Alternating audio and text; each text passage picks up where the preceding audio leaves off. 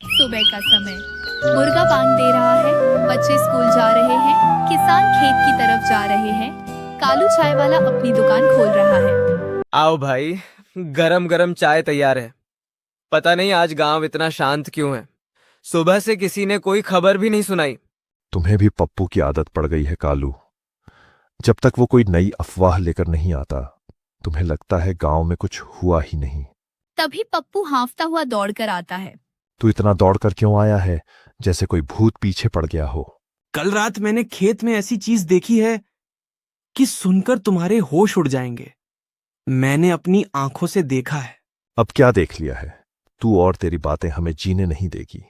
इस बार मजाक नहीं कर रहा ना हूं। खेत में सफेद कपड़े पहने कोई हवा में उड़ रहा था। मैं तो जान बचाकर वहां से भाग आया। चाचा, अगर इतनी रात और अंधेरे में वो हवा में उड़ रहा था, तो आपको कैसे पता चला कि उसने सफेद कपड़े पहने थे? अरे बेटा, भूत था। वो कोई साधारण आदमी थोड़ी था जो अंधेरे में दिखाई नहीं देता। भूत तो खुद चमक रहा था। कुछ ही देर में पप्पू की बात पूरे गांव में आग की तरह फैल जाती है। चाय की दुकान से लेकर घरों और गलियों तक हर जगह बस खेत वाले भूत की चर्चा होने लगती है। अरे सुनो सुनो, तुम लोगों को पता चला क्या? कल रात गांव के बाहर वाले खेत में कोई भूत घूम रहा था। पप्पू ने अपनी आंखों से देखा है। बेचारा इतना डर गया कि रात भर सो भी नहीं पाया होगा। अरे चाची, तुम अभी भी भूत बोल रही हो? मेरी ननद के देवर ने बताया कि वो भूत नहीं, सफेद कपड़े वाली चुड़ैल थी। रात में पेड़ के ऊपर बैठी थी और जोर जोर से हंस रही थी। नहीं नहीं, मुझे तो किसी ने बताया कि वो चुड़ैल नहीं बल्कि कोई आत्मा थी। पहले खेत में घूमती है और फिर रात होते ही गांव के घरों के आसपास आने लगती है। तभी सामने से भोला काका आते हैं। अरे भाई, सुबह तक तो बात सिर्फ भूत तक थी, अब कुछ ही घंटों में चुड़ैल और आत्मा भी आ गई। तुम लोगों ने खबर को इतना बड़ा कर दिया कि शाम तक पूरा जंगल भी डर जाएगा। खबर ऐसे ही थोड़ी फैलती है। एक आदमी से दूसरे आदमी तक जाते जाते उसमें थोड़ा मसाला डालना पड़ता है, तभी तो लोग ध्यान से सुनते हैं। रामू पप्पू के घर जाता है। पप्पू, सच सच बता, तूने उस रात खेत में भूत को अपनी आंखों से देखा था या फिर हमेशा की तरह कुछ ज्यादा ही सोच लिया? अरे रामू, इस बार मैं बिल्कुल सच बोल रहा हूं। मैंने अपनी आंखों से देखा था। सफेद कपड़े में वो मेरे सामने खड़ा था और धीरे धीरे मेरी तरफ बढ़ रहा था। अच्छा, फिर भूत ने तुझसे कुछ कहा भी था? आखिर इतनी दूर से सिर्फ डराने तो नहीं आया होगा? हाँ भाई, उसने कुछ कहा तो था। आवाज भी बहुत डरावनी थी। सुनकर मेरे रोंगटे खड़े हो गए थे। तो फिर उसने क्या कहा? जल्दी बता, सबको सुनना है। क्या कहता? मैं डर के मारे इतना तेज भागा कि पीछे मुड़कर देखना ही भूल गया। आवाज सुनने का मौका ही नहीं मिला। शाम को मुखिया जी गांव वालों को चौपाल पर बुलाते हैं। सुबह से खेत वाले भूत की चर्चा पूरे गांव में हो रही थी, इसीलिए सबके सामने असली सच्चाई पता करने का फैसला होता है। देखो भाइयों, सुबह से पूरे गांव में खेत वाले भूत की चर्चा चल रही है। कोई उसे भूत बता रहा है, कोई चुड़ैल और कोई आत्मा। आज रात हम सब खेत में जाकर अपनी आंखों से देखेंगे कि आखिर वहां सच में क्या है। बात तो सही है मुखिया जी, लेकिन पप्पू को भी हमारे साथ ले चलिए। आखिर भूत देखने वाला वही है। अगर उसने सच में देखा है तो उसे जगह भी अच्छी तरह पता होगी। मैं बिल्कुल चलूंगा। मुझे किसी भूत से डर नहीं लगता। बस इतना है कि अगर भूत अचानक सामने आ जाए तो आप लोग पहले उससे बात कर लेना। मैं पीछे से पूरी हिम्मत दूंगा। अरे वाह, दिन में तो बड़ी बड़ी बातें कर रहा था कि भूत से नहीं डरता, अब सामने आने से पहले ही जिम्मेदारी हम लोगों पर डाल रहा है। रात में मुखिया जी, रामू, पप्पू और भोला काका टॉर्च लेकर खेत की तरफ निकलते हैं। सब लोग धीरे चलो और ध्यान से आसपास देखो। कोई चीज दिखाई दे तो तुरंत चिल्लाना मत, पहले पता लगाना कि वो है क्या। आप चिंता मत कीजिए मुखिया जी, मैं सबसे आगे चल रहा हूं। अगर भूत आया तो सबसे पहले उसका सामना मैं ही करूंगा। हाँ, तू सबसे आगे चल, लेकिन अगर अचानक कोई आवाज आई तो हमें पहले से बता देना कि तू कितनी तेजी से भाग सकता है।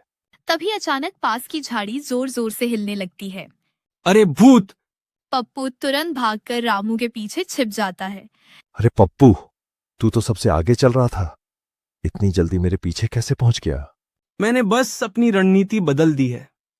आगे रहकर खतरा उठाने से अच्छा है कि पीछे रहकर पूरे मामले पर नजर रखी जाए। साफ साफ बोल, डर गया है ना? डर नहीं रहा मुखिया जी, मैं तो बस भूत को पहले आप लोगों से मिलने का मौका दे रहा हूं। अगर वो अच्छा हुआ तो मैं भी आगे आ जाऊंगा। तभी पेड़ के पास एक सफेद कपड़ा हवा में उड़ता दिखाई देता है। अरे बाप रे, देखो देखो, वही सफेद चीज है। पप्पू सही कह रहा था, जरूर कोई भूत है। रुकिए काका, पहले टॉर्च मारकर देखते हैं। हर सफेद चीज भूत नहीं होती। भोला टॉर्च जलाता है और सबको असली चीज दिखाई देती है। अरे, ये तो सिर्फ एक चादर है, यहाँ कोई भूत नहीं है। अरे हाँ, ये तो मेरी चादर है। कल शाम मैंने इसे पेड़ पर सुखाया था। हवा तेज चली होगी, इसलिए यहाँ आकर अटक गई। तो पप्पू महाराज, यही थी आपकी वो डरावनी चीज जो हवा में उड़ रही थी? आपने तो पूरे गांव को भूत के नाम पर डरा दिया। अरे भाई, मैंने तो पहले ही कहा था कि भूत बहुत चालाक है। उसने जानबूझकर चादर का रूप ले लिया था ताकि कोई उसे पहचान न सके।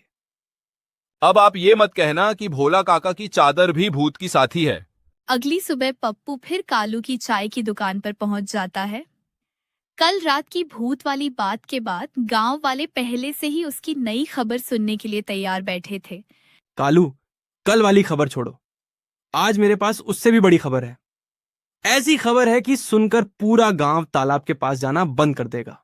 हे ऊपर वाले, पप्पू सुबह सुबह फिर शुरू मत हो जा। कल तेरी भूत वाली खबर से आधे गांव की नींद उड़ गई थी। आज क्या नया लेकर आया है? इस बार मजाक नहीं है। मैंने रात में तालाब के पास एक बहुत बड़ा मगरमच्छ देखा है। उसकी आंखें अंधेरे में चमक रही थीं। मगरमच्छ हमारे गांव के तालाब में? तूने पक्का देखा था? कहीं फिर कोई परछाई देखकर कहानी तो नहीं बना रहा? मैंने अपनी आंखों से देखा है। इतना बड़ा था कि अगर वो मुंह खोल दे तो पूरा आदमी अंदर चला जाए। चाचा, फिर आप उसके पास जाकर देख रहे थे? अरे पागल हो क्या, मगरमच्छ के पास जाकर कौन देखता है।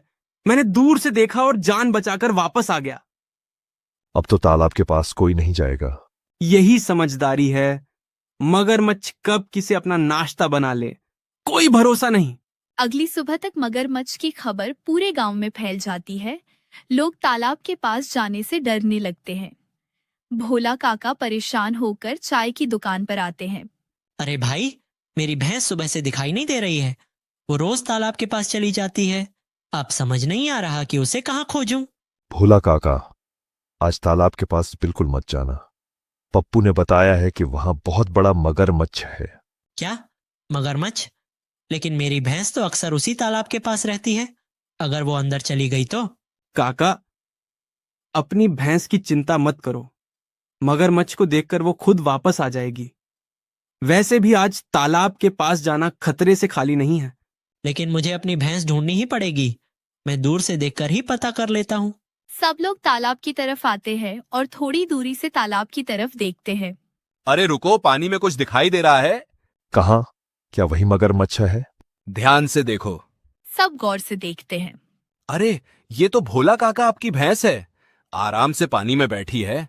अरे मेरी भैंस, तू यहाँ बैठी है और मैं सुबह से पूरे गांव में तुझे ढूंढ रहा हूँ। रामू पप्पू की तरफ देखकर हंसता है। रुको भाई, इतनी जल्दी फैसला मत करो।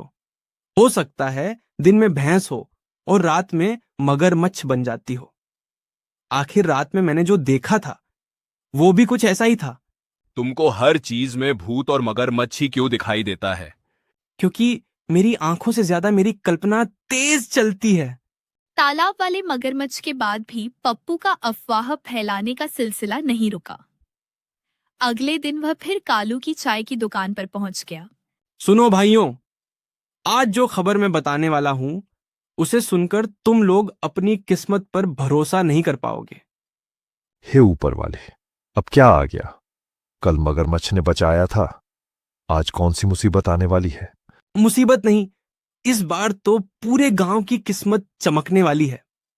मैंने सुना है कि एक करोड़पति आदमी भेष बदल कर हमारे गांव में घूम रहा है। करोड़पति आदमी हमारे गांव में, लेकिन वो यहाँ कर क्या रहा है? वो चुपचाप लोगों को देख रहा है। कौन गरीब की मदद करता है, कौन बुजुर्गों की इज्जत करता है और कौन ईमानदार है, वो सबकी परीक्षा ले रहा है।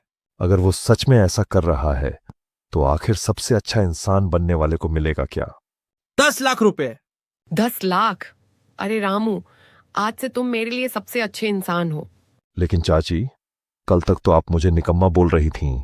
वो कल की बात थी, आज 10 लाख वाली बात है। ध्यान रखना, करोड़पति किसी भी भेष में हो सकता है। इसलिए आज से गांव में हर किसी के साथ अच्छा व्यवहार करना। बस फिर क्या था, पूरी कहानी ही बदल गई। एक आदमी सड़क साफ करने लगा, दूसरा एक बुजुर्ग का सामान उठाकर उसके घर तक पहुंचाने लगा, तीसरा आदमी गरीब लोगों को खाना खिलाने लगा। मुखिया जी दूर खड़े होकर सब देख रहे थे। आज अचानक पूरे गांव के लोगों में इतनी अच्छाई कहां से आ गई? कल तक जो लोग एक दूसरे से लड़ रहे थे, आज सब एक दूसरे की मदद करने में लगे हैं। मुखिया जी, ये अच्छाई दिल से नहीं 10 लाख के लालच में आई है। 10 लाख? ये कैसी बात कर रहे हो तुम? पप्पू ने पूरे गांव में अफवाह फैला दी है कि करोड़पति आदमी भेष बदलकर गांव में घूम रहा है और जो सबसे अच्छा इंसान मिलेगा उसे 10 लाख रुपए देगा। अच्छा, तभी तो कल से रामू बिना पैसे लिए सबकी दुकान पर सामान पहुंचा रहा है। और चंपा चाची तो आज सुबह से 5 लोगों को मुफ्त में खाना खिला चुकी है। तो क्या ये सब 10 लाख पाने के लिए अच्छा बनने का नाटक कर रहे हैं? बिल्कुल मुखिया जी, असली अच्छाई तो तब दिखेगी जब पप्पू बोलेंगे कि करोड़पति वाला आदमी गांव से चला गया। फिर तो आधा गांव वापस अपनी पुरानी औकात पर आ जाएगा। और बाकी आधे लोग पप्पू चाचा को पकड़कर पूछेंगे 10 लाख वाला आदमी कहाँ है। रुको, मुझे लगता है यही वो करोड़पति है। देखो कितना गरीब बनकर घूम रही है, जरूर हम सबकी परीक्षा ले रही है। चाची, इसके हाथ में दूध की बाल्टी है। ये करोड़पति नहीं, दूध वाली है। अरे बुद्धू, करोड़पति अगर भेस बदल कर आएगा तो दूध वाली बनकर ही तो आएगी। चाची, मैं पिछले 5 साल से दूध बेच रही हूँ। अगर मैं करोड़पति होती तो अब तक दूध बेचने की जगह डेयरी खोल चुकी होती। ही। तभी एक बूढ़े बाबा हाथ में पुरानी सी लाठी लिए धीरे धीरे वहां से गुजरते हैं। पप्पू की नजर जैसे ही बाबा पर पड़ती है, वह अचानक रामू और भोला का हाथ पकड़कर रोक देता है। अरे सामने देखो, वही बूढ़े बाबा अकेले घूम रहे हैं। चेहरे पर कितनी शांति है। जरूर करोड़पति हैं और भेष बदलकर गांव वालों की परीक्षा लेने निकले हैं। भाई, तेरी कल्पना तो गांव से निकलकर सीधे फिल्म में पहुंच गई। मजाक मत कर, करोड़पति लोग ऐसे ही होते हैं। पैसा बहुत होता है, लेकिन पहचान छुपा कर रखते हैं। पप्पू तुरंत बाबा के सामने जाकर रास्ता रोक लेता है। बाबा, जरा एक बात पूछूं? पूछ बेटा, लेकिन जल्दी पूछ, मुझे पेंशन लेने जाना है। सच सच बताइए, आप करोड़पति हैं ना? बाबा कुछ सेकंड पप्पू को घूरते हैं, फिर हंस पड़ते हैं। है। अरे बेटा, मैं करोड़पति नहीं हूँ, मैं तो सरकारी पेंशन लेने जा रहा हूँ। हम यही तो चाल है। असली करोड़पति कभी अपनी असली पहचान नहीं बताता। बेटा, अगर तुम मुझे करोड़पति बनाना चाहते हो तो पहले मेरी पेंशन ही बढ़वा दो। हर महीने पेंशन का इंतजार करते करते मेरी लाठी भी थक गई है। भोला जोर जोर से हंसने लगता। हे। बाबा, आप चिंता मत करो, पप्पू आपको आज करोड़पति बनाकर ही मानेगा। पहले ये मुझे पेंशन दिलवा दे, फिर करोड़पति बनाने की बात करना। पप्पू, अब तो मान जा कि तेरी करोड़पति वाली खबर झूठी थी। पूरे गांव में तूने लोगों को पागल कर रखा है। नहीं, मैं अभी भी अपनी बात पर कायम हूं। अब इसमें भी क्या सबूत चाहिए? सोचो, अगर बाबा सच में करोड़पति होते और मैं पूछने पर बता देते कि वो करोड़पति हैं, तो फिर वो असली करोड़पति कैसे हुए? और अगर वो करोड़पति नहीं हुए तो वो बहुत चालाक करोड़पति है। शायद इतनी आसानी से अपनी पहचान नहीं बताएंगे वो। भाई, तेरे हिसाब से गांव में ऐसा कोई इंसान है ही नहीं जो करोड़पति नहीं है। बिल्कुल, हो सकता है असली करोड़पति अभी हमारे बीच खड़ा होकर हमारी बातें सुन रहा हो। और अफवाहबाज कभी अपनी गलती नहीं मानता। पप्पू तुरंत भोला की तरफ शक भरी नजरों से देखता है। 1 मिनट, कहीं तू ही तो वो करोड़पति नहीं है? मैं? मेरे पास तो महीने के आखिर में जेब में सिक्का भी नहीं बचता। यही तो करोड़पति होने की सबसे बड़ी निशानी है। पैसा छुपाने के लिए जेब खाली रखते हैं। हे ऊपर वाले, अब तो भोला भी तेरी नजर में करोड़पति बन गया। बेटा, करोड़पति ढूंढना छोड़ और पहले अपनी अफवाह का इलाज करा। बूढ़े बाबा हंसते हुए वहां से आगे बढ़ते हैं। पप्पू पीछे से चिल्लाता है, बाबा, अगर आप सच में करोड़पति निकले ना तो मुझे याद जरूर करना। हे, पहले तुम अपनी अक्ल ढूंढ लो बेटा, फिर करोड़पति ढूंढना। यह सुनते ही रामू और भोला ठहाका मारकर हंस पड़ते हैं और पप्पू शर्मिंदा होने के बजाय फिर से शक भरी नजरों से पूरे गांव को देखने लगता है। भोला और रामू चौपाल पर बैठे पप्पू की अफवाहों से परेशान थे। अब पप्पू को उनकी ही अफवाह का स्वाद चखाते हैं। कैसे? हम नकली सरकारी टीम बुलवाते हैं और खबर फैलाएंगे कि सरकार गांव के सबसे बड़े अफवाहबाज को पकड़ने आई है। मतलब पप्पू चाचा। अगली सुबह भोला और रामू के लोग आते हैं। हम सरकारी अधिकारी हैं। हमें खबर मिली है कि गांव में एक अफवाहबाज घूम रहा जो झूठी खबर गांव में फैलाता है। सुनकर पप्पू घबरा जाता है। लेकिन वो है कौन? मुझे नहीं पता। हमें सब पता है। भूत की अफवाह किसने फैलाई? वो तो किसी और ने देखा था। मगरमच्छ वाली खबर? वो भी किसी और ने बताई थी। और करोड़पति वाली खबर? वो तो चंपा चाची ने बढ़ाई थी। अरे पपुआ, हमर नाम काहे ले रहल बा? सरकारी अधिकारी पूरे गांव को जमा करते हैं। चलो अब थाने चलो। पप्पू डर कर हाथ जोड़ देता है। रुको, अब मैं सब सच सच बता देता हूँ। भूत मैंने नहीं देखा था, वो तो बस सफेद चादर थी। मैं डर के मारे उसे भूत समझ बैठा था। अच्छा, तो फिर तुमने पूरे गांव में भूत घूमने की खबर क्यों फैला दी? अरे भाई, उस समय मुझे लगा अगर मैं नहीं बताऊंगा तो गांव वालों को कैसे पता चलेगा कि मैं कितना बहादुर हूं। और मगरमच्छ वाली कहानी का क्या? वो भी झूठ था। वहां कोई मगरमच्छ नहीं था। भोला की भैंस थी। अंधेरे में मुझे भी मगरमच्छ जैसी लग रही थी। सब जोर जोर से हंसने लगते हैं। ठीक है ठीक है, अब आखिरी बात भी बता देता हूं। करोड़पति वाली खबर भी मैंने ही बनाई थी। लेकिन पप्पू, तुमने एक अफवाह ही अच्छी फैलाई थी। पूरे गांव में लोग एक दूसरे की सेवा करने लगे थे। मुझे लगा करोड़पति की खबर फैलाऊंगा तो सब मेरी बात सुनेंगे और गांव में मेरी इज्जत बढ़ जाएगी। तो बड़ी तुम्हारी इज्जत? हाँ, बहुत बड़ी। सच में? कैसे? अब तो पूरे गांव में मेरी नई पहचान बन गई है, अफवाह वाले पप्पू की। कुछ दिन बाद गांव में सब शांत हो जाता है। अब न कोई अफवाह न कोई हंगामा। रामू आराम से कालू की चाय की दुकान पर बैठा चाय पी रहा है। आजकल गांव कितना शांत हो गया है। लगता है अब कोई नई मुसीबत नहीं आने वाली। हाँ, पप्पू ने अफवाह फैलाना छोड़ दिया है। अब कम से कम बिना डर के चाय तो पी सकते हैं। सही कह रहे हो। पहले तो सुबह आंख खुलते ही डर लगता था कि आज पप्पू कौन सी नई खबर सुना देगा। तभी दूर से पप्पू धीरे धीरे चलता हुआ आता है। अरे सुनो, मेरे पास एक बहुत जरूरी खबर है। नहीं, हमें कोई खबर नहीं सुनी। अरे रुको भाई, इस बार खबर बिल्कुल पक्की है। मैंने खुद पता लगाया है। पिछली बार भी तूने यही कहा था और पूरा गांव करोड़पति ढूंढने निकल पड़ा था। वो गलती थी। इस बार मैं बिल्कुल सच बोल रहा हूँ। सब पप्पू को शक की नजर से देखने लगते हैं। ठीक है पप्पू, अब बता क्या खबर है। लेकिन याद रखना, अगर फिर झूठ निकला तो गांव वाले तुझे छोड़ेंगे नहीं। पप्पू थोड़ा डरते हुए मुस्कुराता है। कल गांव में बहुत बड़ा तूफान आने वाला है। यह सुनते ही सब घबरा जाते हैं। क्या तूफान? इतना बड़ा तूफान? पप्पू, तुझे ये बात कहां से पता चली? कहीं फिर से कोई अफवाह तो नहीं फैला रहा? नहीं मुखिया जी, इस बार मैंने अपने मोबाइल में मौसम का ऐप देखा है। उसमें साफ लिखा है कि कल तेज बारिश और तूफान आएगा। सब एक दूसरे की तरफ देखते हैं और राहत की सांस लेते हैं। तो इस बार ये अफवाह नहीं है? बिल्कुल नहीं, इस बार तो मोबाइल ने बताया है। चलो अच्छा है, कम से कम इस बार तूने सच में काम की खबर दी है। पप्पू अचानक शरारती अंदाज में मुस्कुराता है। हाँ, लेकिन मौसम वाले ऐप ने एक और बात बताई है। अब क्या? अब क्या? अब क्या? ने बताया है कि कल बारिश और तूफान की वजह से कालू की चाय की दुकान मुफ्त में मिलेगी। क्या? मेरी दुकान मुफ्त में क्यों मिलेगी? मैंने ऐसी कोई बात नहीं सुनी।